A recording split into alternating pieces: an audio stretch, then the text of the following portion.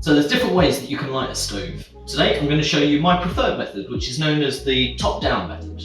Now this method will vary slightly between stoves and their rated outputs. Remember, as a guide, 5 kilowatts of heat is about 1.2 kilograms of wood, which for us today is approximately this, what we've got set up. We have a full video coming explaining the nuances in this approach, so be sure to subscribe to the channel if you want to learn more about that. So for the Archer Challenger, we're going to take some mid-sized logs, place them into the firebox like this. Next we're going to take some smaller kindling pieces and place them on top, in the opposite direction. Depending on the size of the kindling, you sometimes need to do this on an angle, but we've got some good depth on the Challenger, so we can do it front to back. Lastly then, place 1 or 2 firelighters on top of the kindling. Next, on the stove we want to make sure that the air controls are both fully open to ensure the maximum amount of air is coming into the firebox as we light it, which on the Challenger means that the 2 air sliders should be pushed all the way to the left. Then we simply light the firelighters with a match or a gas firelighter.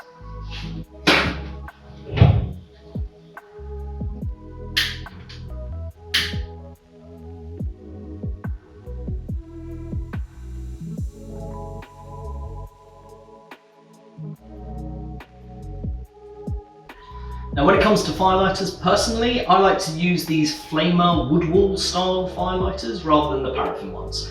I find that there's always less smell and less smoke from them. They should be available from most stove and fireplace showrooms, or you can order them online and we'll leave a link in the description for you.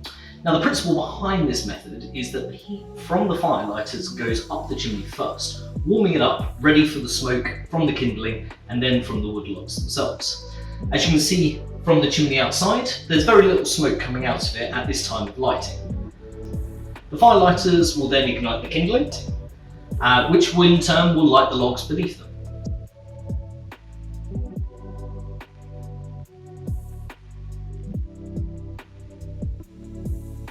Now the kindling has burnt out and the logs are established, it's time to place a third smaller log on top. Now this log will burn more easily than the bottom logs as the flame can engulf the log, which will help raise the firebox temperature along with the chimney temperature and create better draw for when the larger logs become established.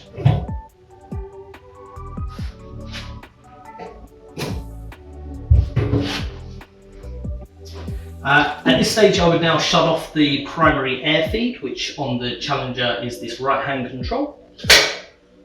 Now that's going to stop the air coming up from under the grate. As we're burning wood, we only need to have this open when we first light the stove. Next we can sit back for a while as the fire establishes, and while we do that, let's check back in with the top of the chimney.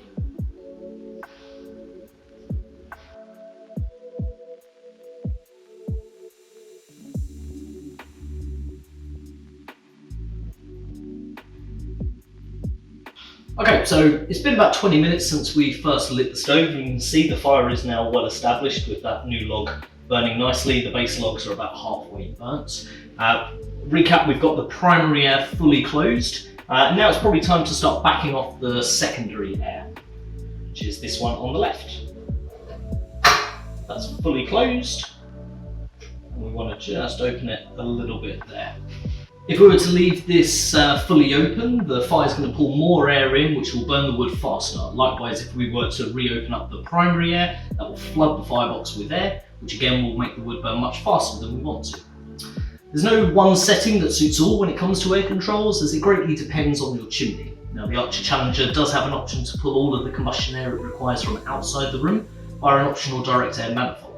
We don't have this fitted here today as we're burning from room air only, and the chimney we're using is an uninsulated but lined chimney in the centre of this property.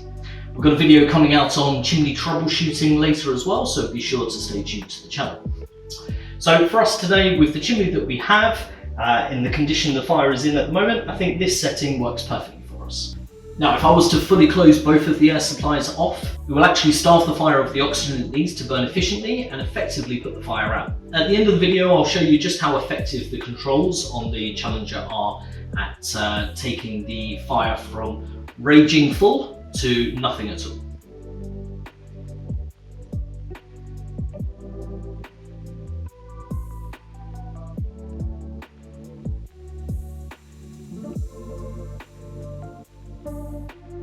Okay, Okay, so another 20 minutes has passed now since we adjusted the air controls, and I'd say it's probably about time now really to throw our next sort of load on. Now, as a quick reminder, this stove is rated as 5 kilowatts nominal, so we want about 1.2 kilogram of wood to achieve that. So this log here is about what we're looking for. Now, before I put this one in, I've brought with me my PM 2.5 meter, so I thought I'd share with you the readings of that before we open the door and then during reloading process, so that you can see what the current levels are in the room right now versus with the door open and then closed again.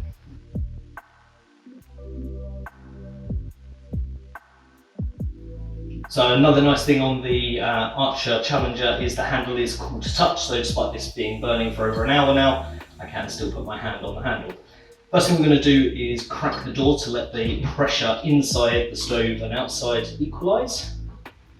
You can see immediately that extra influx of air has an impact on the wood. Now we're going to open the door, just break those over, place the log in and close it. Air control wise, we can pretty much leave that as it is, and as you can see from the PM 2.5 reader there, it's had very little impact on it at all. Let's check back in with the chimney outside to see how that's looking now that we've had the door open and added more logs. And it's looking good, nice and clean, no visible smoke to speak of.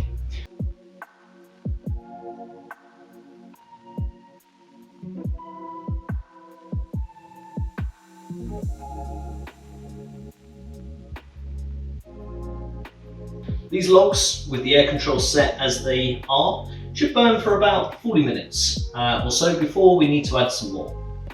I can extend that longer by closing the air control down slightly more, or I can increase it by opening it up fully. What I wouldn't do with this stove is run it with both the primary and the secondary air controls fully open, as that will burn very hot and very fast, meaning you will be burning through logs uneconomically and shortening the lifespan of the fire bricks and the grates inside. In extreme cases, you can even craze the glass, turning it from the transparent clear that we have now to a more opaque colour. And once you do that, no amount of cleaning will ever get it back to clear. So when burning wood, best to keep the primary right-hand control closed. Now, as promised, here's some bonus footage showing the Challenger with both air controls fully open, followed by it with both of them fully closed, which within a matter of seconds drops the flames right down. The responsiveness of the air control shows on this stove that a lot of thought and time has been put into the development to give you that much control in a short amount of range between fully open and fully closed. I hope you found this video useful. If you did, please give it a like and consider subscribing to the channel for more useful woodburner insights. Archer is a brand that I work closely with as an agent, establishing a network of retail showrooms for them, one of which I am filming from today. So a big thank you to Sam and the team here at Kent Heating Solutions in Edenbridge in Kent for having me today.